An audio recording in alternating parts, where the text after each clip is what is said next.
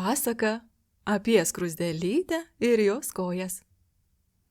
Seniai, labai seniai, vešlioje ir gyvybingoje pievoje gyveno viena tokia skruzdėlytė vardu Simona. Simona, kaip ir visos kitos skruzdėlės, buvo labai kruopšti darbininkė. Ji nešiodavo šapelius, ieškojo maisto ir visada laiku grįždavo namo į skruzdėlyną. Dažnai kitos skruzdėlytės ją pagirdavo. "Šaunuolė, Simona, kiek daug šapelių šiandien sunešiojai?"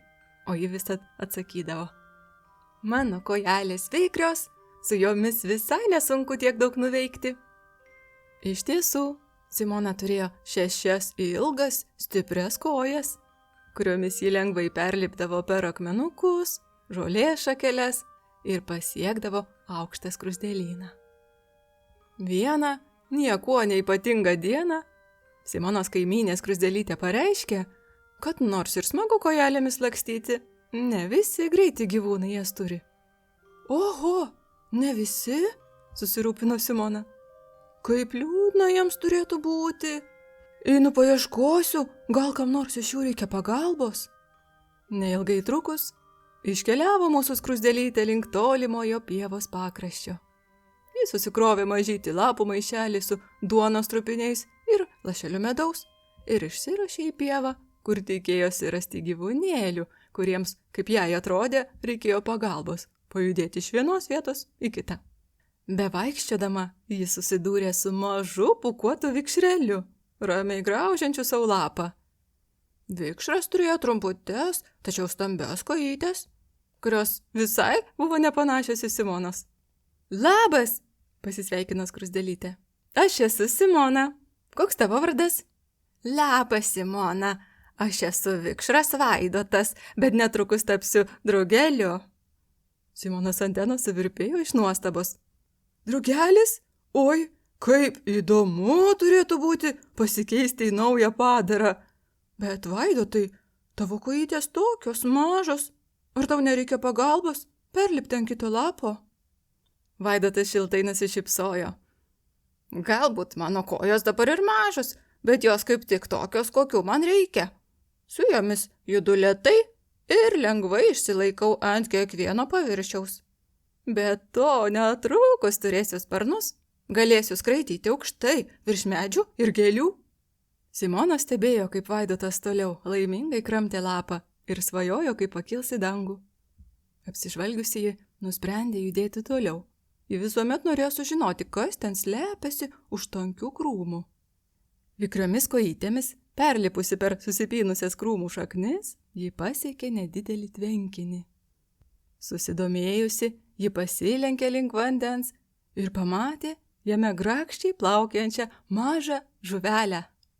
"Sveika!" sušuko Simona. "Aš esu Simona. Koks tavo vardas?" Žuvytė išniro į paviršių ir nusišypsojo Simonai. "Labas, Simona, aš esu žuvytė Žydrūnė. Ko tu ieškai čia pas mus tvenkinyje?" Simona šiek tiek išsigandusi pažvelgė į žuvytę ir tarė: "Žydrūne, juk tu neturi kojų? Ar dėl to tu įkritusi į vandenį nebegali išlipti? Aš tau galiu pagelbėti?" Žuvytė Žydrūnė smagiai nusijuokė ir dailiai pasukiojusi uodegą apsuko vandenyje kelis ratus. "Aš juk gyvenu vandenyje ir vaikščioti man nereikia. Aš mėgstu plaukti, o plaukti man padeda mano pelekai ir uodega. Galiu plaukioti tiesiai, nerti gilyn ir net iššokti iš vandens, kai noriu pažiūrėti, kaip debesėliai danguje plaukia. Kojos gal ir puikiai tinka vaikščioti ten ant žemės, bet vandenyje mums jų neprireikia." Simona susižavėjusi stebėjo, kaip Žydrūnė dailiai plaukioja ir sukiojasi vandenyje. Saulei pradėjus leistis, Simona nusprendė grįžti namo. Artėjant link namų, ji pastebėjo dailų spalvotą drugelį, skraidantį aplink gėles prie pievos krašto. Ryškus drugelio sparnai mirgėjo saulės šviesoje, o jo judesiai patraukė Simonos dėmesį. Jis stabtelėjo pažiūrėti, o kai drugelis nutūpė ant netoliese esančio žiedo, Simona atpažino savo naują draugą. Vaidotai, ar tai tu? Sušuko ji iš nuostabos išplėtusi akis. Drugelis atsisuko ir nusišypsojo. Taip, Simona, tai aš. Aš iš vikšro virtau drugeliu. Tavo sparnai nuostabus ir tu taip vikriai skraidai. Koks jausmas yra skristi? Vaidotas švelniai mostelėjo sparnais, pakilo nuo gėlės ir pakibo ore.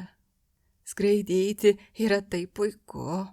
Su savo sparnais galiu pakilti virš medžių, sklandyti vėjyje ir tyrinėti vietas, apie kurias anksčiau galėjau tik svajoti.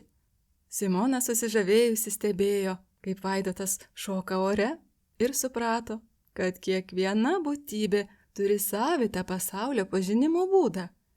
Džiaugsmo kupina širdimi ir geriau supratusi naujus savo draugus, Simona tęsė kelionę namo. Kaip ir kiekvieną dieną, vikrios kojytės nunešė Simoną į skruzdėlyną laiku, dar prieš saulei nusileidžiant. Ten jis sutiko savo kaimynę ir nedelsdama ėmė pasakoti, ką sužinojusi. Nepatikėsi, kokia šiandien buvo diena.